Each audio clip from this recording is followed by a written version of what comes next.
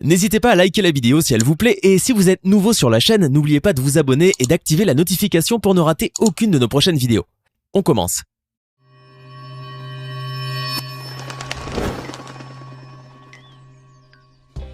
Connaissez-vous l'adage qui dit que dans la vie, la roue tourne et que le lendemain n'est jamais certain ? Les hasards et vicissitudes de la vie peuvent faire passer quelqu'un de la réussite à l'échec ou inversement. Installez-vous confortablement tant que vous en avez encore la chance et regardez combien la vie peut parfois se montrer imprévisible. Car les personnes que vous allez voir aujourd'hui sont passées du jour au lendemain des bas-fonds au plus haut sommet. C'est parti. Mais avant de commencer, tentez de répondre à la question suivante. Dans quel art s'illustre Marc Levy ? La réponse sera donnée à la fin de la vidéo. Si la vie a privé certaines personnes du confort et d'une situation financière stable, elle leur a en revanche donné certaines choses que d'autres n'ont pas, comme par exemple un talent incroyable. Et c'est spécialement celui de Donald Gould qui l'a sorti de la misère et l'a rendu célèbre. L'histoire de cet Américain va vous apprendre que la musique peut non seulement adoucir les mœurs, mais en plus vous sauver la vie. L'histoire de Donald Gould, ce SDF originaire du Michigan, s'est passée en 2015 à Sarasota aux États-Unis. Depuis la mort de sa femme en 1998, qui s'en est suivie par la perte de la garde de son fils, il a connu une véritable descente aux enfers qui a duré plus de 7 ans. Il n'avait ni travail ni toit et passait ses journées entières à errer dans les rues. Donald Gould n'avait peut-être pas de situation stable, mais il avait en revanche un talent inouï. Il jouait incroyablement bien au piano. Et dès que se présentait l'occasion de jouer devant les gens dans une gare ou dans un autre lieu public, il n'hésitait pas à le faire. Mais dernièrement, la vie de Donald a pris un tournant imprévu. Un jour, alors que le sans-abri aux longs cheveux portant un vieux débardeur et une paire de jeans troués était en train d'interpréter la chanson « Come Sail Away » de Styx sur un piano public, une jeune femme émerveillée par sa présentation s'est arrêtée et s'est mise à le filmer. Il jouait si bien que sa performance a laissé les passants subjugués d'admiration. La femme a ensuite publié la vidéo dans les réseaux sociaux et depuis, la vie de Donald a changé du tout au tout. Lorsque la vidéo a fait le tour du net, un vent de solidarité a soufflé dans la vie de Donald car beaucoup de gens ont été touchés par sa situation et ont décidé de l'aider. Le SDF a pu bénéficier d'un nouveau look, offert généreusement par le barbier local de sa ville, qui lui a rasé la barbe et rafraîchi la coupe, ce qui lui a fait beaucoup de bien. Sa détresse est même arrivée à faire réagir des associations caritatives dont l'une est parvenue à collecter la belle somme de 40 000 $ pour aider celui qui était, il y a quelques années encore, au service de la marine américaine. Grâce aux dons et au soutien reçu, le pianiste a pu tourner la page et changer sa vie en mieux. Il s'est fait offrir une bourse pour étudier la musique, il a réussi à trouver un toit et mieux que ça, il a même repris contact avec son fils. Et la cerise sur le piano, il est arrivé à se tracer un chemin dans une carrière musicale professionnelle, ce qui lui a valu plusieurs apparitions dans les médias américains, notamment lors d'un match de la NFL où il a joué l'hymne américain devant le stade de foot entier. Parallèlement, le quinquagénaire s'est engagé pour soutenir à son tour tous les SDF de sa ville et les aider à surmonter leur situation précaire. En 2017, Donald a pu sortir son premier album et a même trouvé l'amour. Comme quoi, tant qu'il y a de la vie, il y a de l'espoir. Encore une autre personne qui a pu sortir du gouffre de la misère grâce à son talent incroyable. Son histoire bouleversante a d'ailleurs ému l'Amérique entière. Elle s'appelle Emily Zamurka et cette femme était une sans-abri qui passait ses journées entières à errer dans les métros de Los Angeles aux États-Unis jusqu'au jour où elle s'est mise à chanter au bon endroit et au bon moment. Emily Zamurka est en réalité d'origine russe. Elle a grandi avec la musique classique et a été formée avec l'exigence des professeurs russes. À l'âge de 24 ans, elle a quitté son pays pour émigrer aux États-Unis et ainsi se donner plus de chances de gagner sa vie. Seulement après des ennuis de santé et des dettes qui se sont amoncelées, Emily a dû se résigner à abandonner sa profession et à se donner en représentation dans des restaurants ainsi que dans les rues de Los Angeles, avec pour seul compagnon son violon d'une valeur de 10 000 $. Un jour, elle s'est fracturé le poignet après que quelqu'un l'ait poussée dans un bus. Elle s'est alors retrouvée dans l'incapacité de jouer et comme elle n'avait pas droit aux avantages sociaux, Emily a été noyée par les frais médicaux. Elle s'est ensuite retrouvée à la rue car elle ne pouvait plus payer son loyer. Elle ne dormait que sur des cartons ou sur des bancs publics. Mais le pire pour Emily était encore à venir. Un jour, quelqu'un lui a volé son précieux instrument et depuis, ce fut le début d'une deuxième descente aux enfers pour Emily. Mais c'était sans compter sur sa voix de soprano exceptionnelle qu'elle n'a pas hésité à mettre en valeur pour se faire remarquer par les passants. Ainsi, en septembre 2019, sur les quais de la station Wilshire Normandie, alors qu'Emily Zamurka était en train de chanter l'air de O mio babino caro, un morceau d'opéra composé par Giacomo Puccini, un policier sans doute touché par sa voix mélodieuse s'est arrêté pour la filmer. Et en quelques jours seulement, la vidéo est devenue virale et a été visionnée par plusieurs centaines de milliers de personnes à travers le monde.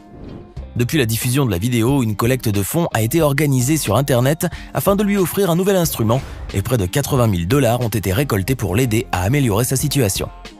Tous les médias du pays se sont mis ensuite à la recherche de celle qui détenait la voix en or. Et parmi les nombreuses personnes qui sont tombées sous le charme de sa voix, le producteur Joel Diamond, qui l'a contacté pour lui proposer un contrat d'enregistrement. Il semblerait que ce soit un nouveau départ pour celle qui chantait son désespoir dans les métros américains sans savoir que sa chance se trouvait là-bas.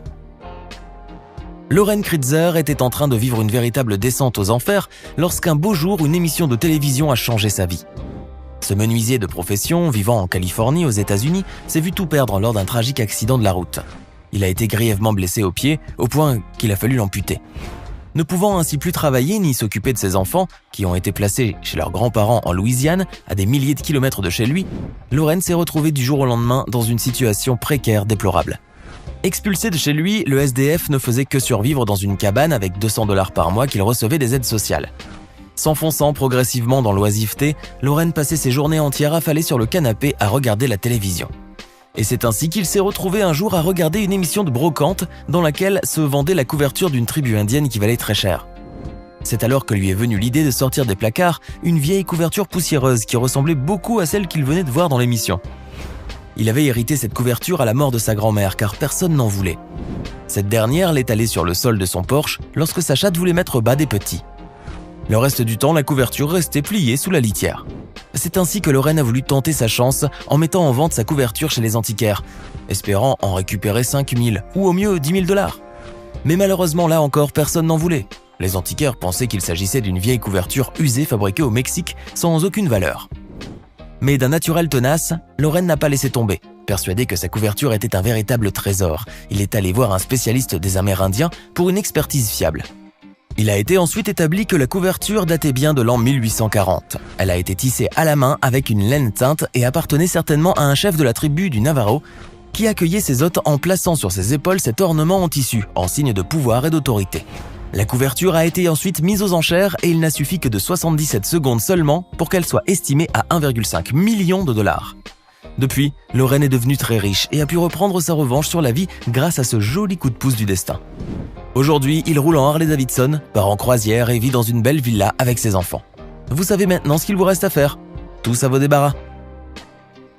Tout le monde n'a pas la chance de trouver chaussures à son pied, et l'histoire de cette petite écolière va vous prouver qu'être pauvre n'empêche pas le fait d'avoir un grand cœur plein d'humanité. Cette fille s'appelle Rhea Boulos et habite Iloilo, en Philippines. C'est une petite fille frappée par la pauvreté qui a prouvé au monde entier qu'être passionné n'a définitivement aucun rapport avec la richesse matérielle et que ça peut même nous pousser à rendre l'impossible possible. Le 9 décembre 2019, Rhea a participé avec son école à une course à pied organisée par le gouvernement provincial contre des enfants des écoles voisines et elle s'est présentée à la course sans chaussures. Oui, vous avez bien entendu. Alors que tous les autres enfants avaient tous de vraies chaussures de sport à leurs pieds, Rhea, elle, s'est contentée de s'enrouler les pieds avec des rubans de gaz comportant le fameux symbole Nike dessiné à la main, car elle n'avait tout simplement pas les moyens de s'acheter de vraies baskets. Vous avez le cœur brisé ? Attendez de connaître la suite de l'histoire. Suite à cet événement d'athlétisme, Rhea Boulos a remporté 3 médailles d'or grâce notamment au sprint de 400 mètres, de 800 mètres et de 1500 mètres. Ce n'était certes pas facile pour elle puisque le ruban de gaz s'était vite usé.